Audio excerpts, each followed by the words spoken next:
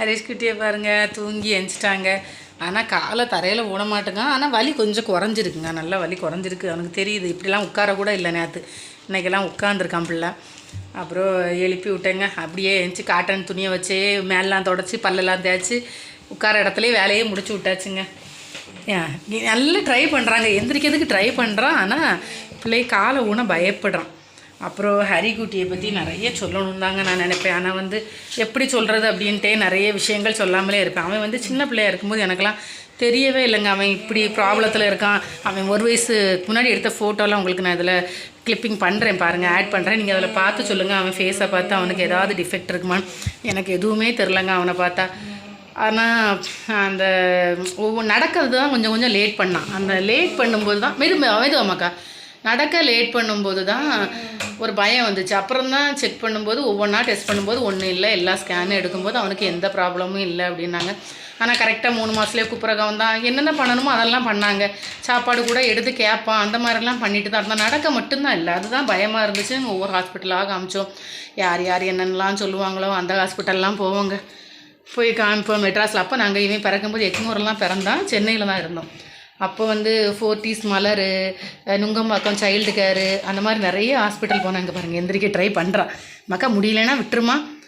அப்புறம் தாங்க பக்கத்தில் உள்ள கிளினிக்கில் ஒரு டாக்டர் சொன்னாங்க, ஃபிசியோதெரபி எல்லாம் பார்த்தோம்.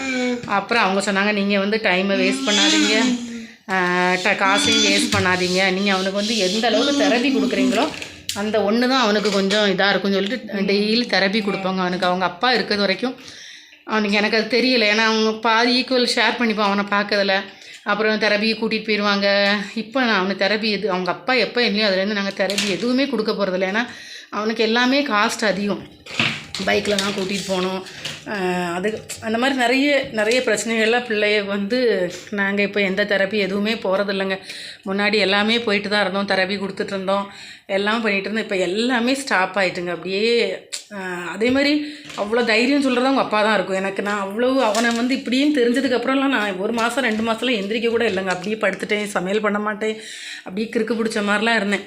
ஆனால் அப்பவும் அவங்க அப்பா எந்த விதத்துலையும் தளர்ந்தது கிடையாது. என்னையும் அவ்வளோ தூரத்துக்கு இது பண்ணுவாங்க. அப்படிலாம் ஒன்றும் நினைக்காத, நம்ம பிள்ளை அவன் எப்படி இருந்தால் என்ன, நம்ம பிள்ளை தானே அப்படின்னு அவ்வளவு போல்டாக இருப்பாங்கங்க.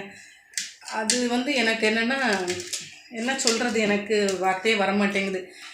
அப்படிப்பட்ட மனுஷன் இல்லைங்கும்போது எனக்கு அதுலேருந்து வெளியே வர்றதுக்கே இப்போ எனக்கு கிட்டத்தட்ட 1 வருஷம்லாம் இன்ன வரைக்கும் நான் வெளியில் வரலேன்னு வச்சுக்கோங்களேன். அதுலேருந்து நினச்சிட்டாலே என்னால் தாங்க முடியாது.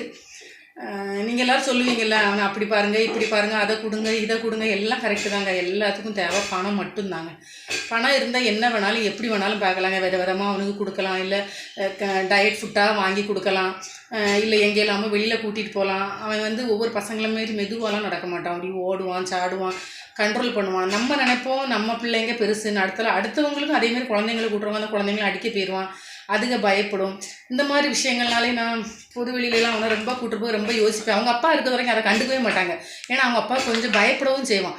ஒரு அதட்டுனா பயப்படுவான், எனக்கெல்லாம் பயப்பட மாட்டான். அந்த மாதிரி அவனை பற்றி நிறைய சொல்லணும்னா நிறைய சொல்லலாம். நான் அடுத்த வீடியோவில் கன்டினியூ பண்ணுறேங்க. என்னால் சில விஷயங்கள் பேச முடியலை. அப்படி அவனை நினைக்கும் போதும் அவங்க அப்பாவை நினைக்கும் போதும் தாங்க முடியலை. அப்படி கஷ்டமாக இருக்கும். நெக்ஸ்ட் வீடியோவில் கன்டினியூ பண்ணுறேங்க.